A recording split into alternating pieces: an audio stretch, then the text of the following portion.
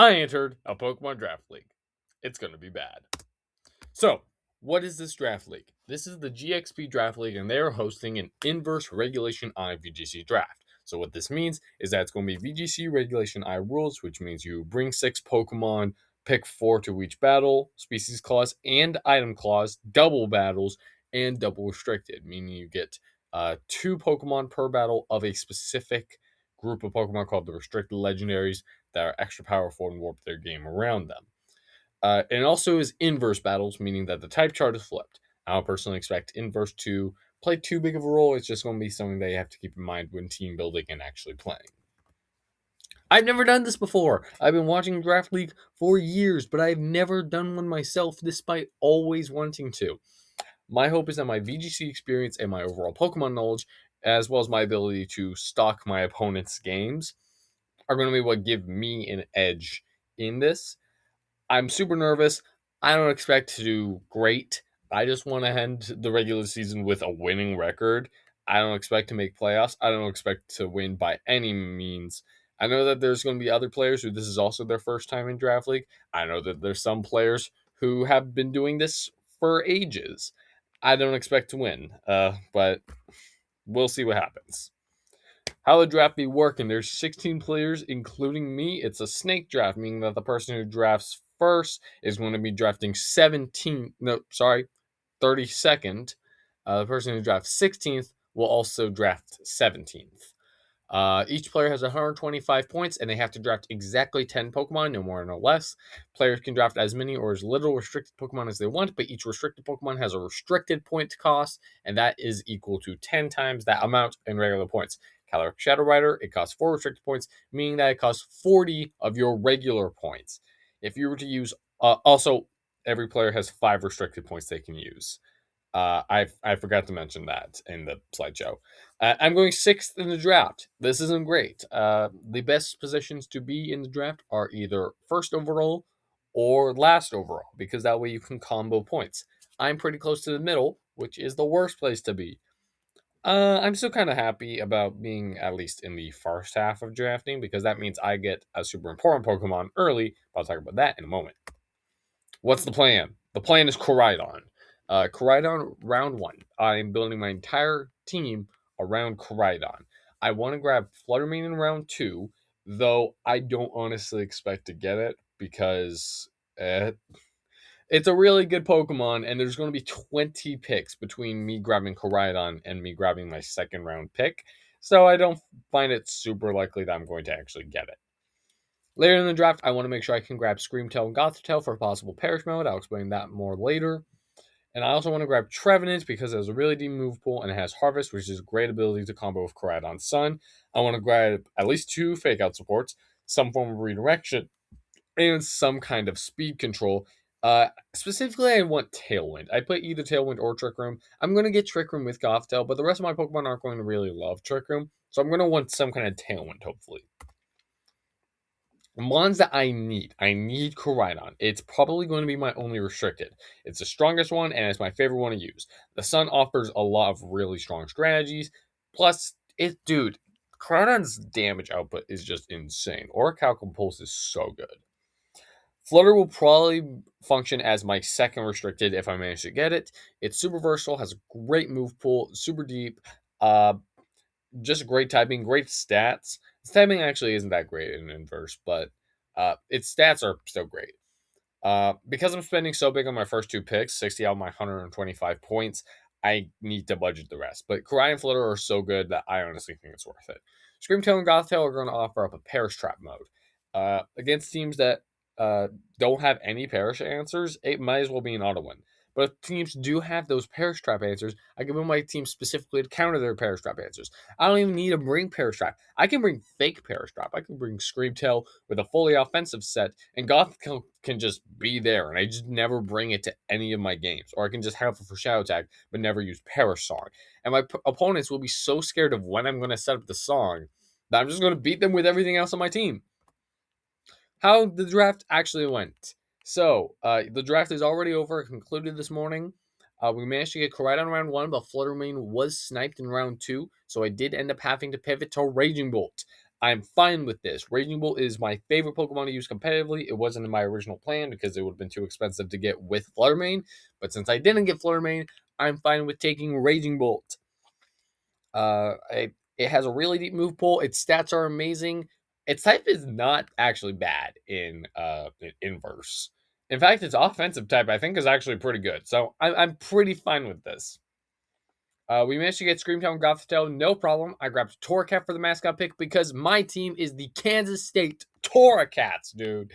And so instead of grabbing Incineroar, which is 17 points, I grabbed Torracat for 8 points. Next, I wanted Clefairy for redirection, but it was taken, so I settled on Clefable.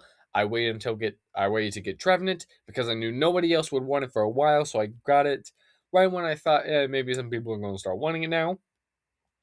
After I got Trevenant, I needed another Fake Out user. The two I had my eyes on were Thwackey and Raichu, both of which got snatched, so I pivoted to Infernape, and I needed Tailwind at this point, and I had 11 points left. So I grabbed the 10-point Jump Bluff, and I originally grabbed the 1-point Charger Bug, though at the last minute I actually traded Charger Bug for Hisuian Slagoo.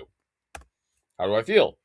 I'm obviously thrilled to have gone Koraidon, but I'm a little salty that Flutter got stopped. Even though I knew it was likely going to happen, so I was mentally prepared for it. Raging Bolt is I really do like Raging Bolt a lot, so I'm fine with this. It's not the end of the world. I'm really happy that I got my Parish Truck Duo and my tree. Those were part of my plan the entire time.